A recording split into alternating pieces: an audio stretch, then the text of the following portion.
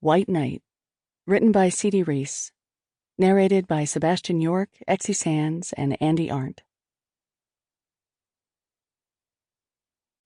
Chapter 1. Chris.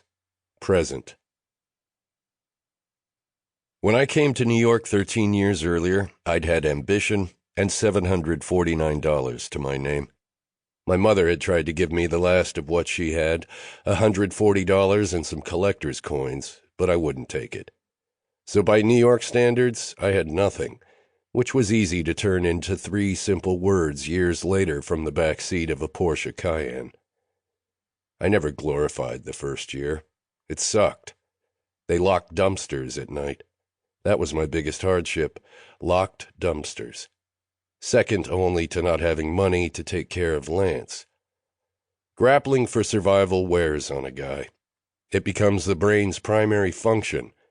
I don't know how long it takes the average person before survival starts overriding more entertaining affairs, like the love of your life or happiness.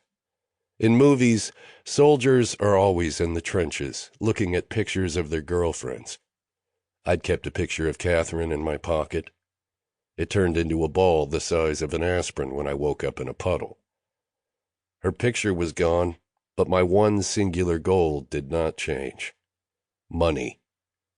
I cut flowers in the backs of grocery stores, worked construction, learned to speak Spanish so I could get leads on new jobs.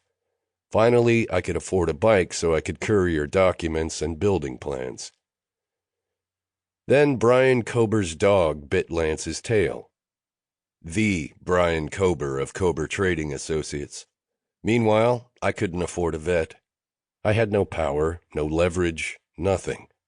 I was in that dog run every morning to develop a relationship with him, not to get into a conflict.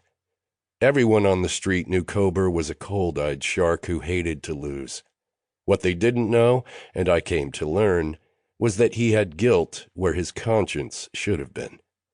A conscience is a guide for living. Guilt can be bought off for a few bucks. Kober paid the vet bills and had me come in to try for a job as a runner on the floor of the exchange. The interview was his payment. I was eager and humble. I got the job because that room and I were a match made in heaven. It reeked of what I wanted most. Yes, money. I needed it to go back to Catherine. A lot of it. More than I could acquire without selling her memory. Earl Barrington money. That had been 13 years ago. Though the memory of her had faded into colorless snap. Sample complete. Ready to continue?